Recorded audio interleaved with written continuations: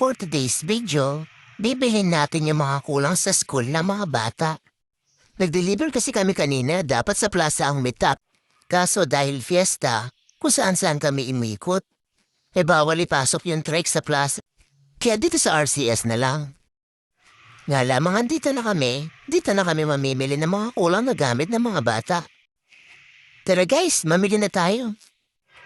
Dito pala sa second floor yung mga school supplies nila. Madami silang staff dito guys. Medyo magulo na nga lang iba kasing gulo ng jowa nyo. Yung ibang namimili kasi eh. At syempre, dapat i-extra talaga inyong abang lingkod. Dahil alam kong may camera, kunwari hawak ko ng hawak dyan. Pero iba naman yung bibilin ko.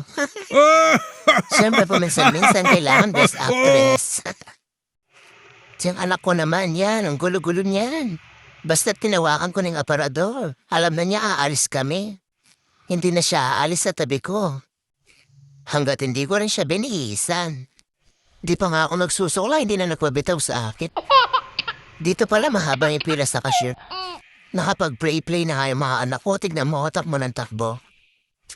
At dyan naghaharutan na sila, nainip na sila, nagugutom na. At pagkabayad ko nga, nagturo ng paborito nilang siomay. Naghahanap pa nga sila ng kanin. Para daw mabusog sila. Favorite kasi nila yan. At pauwi na nga kami dito guys. Thank you for watching.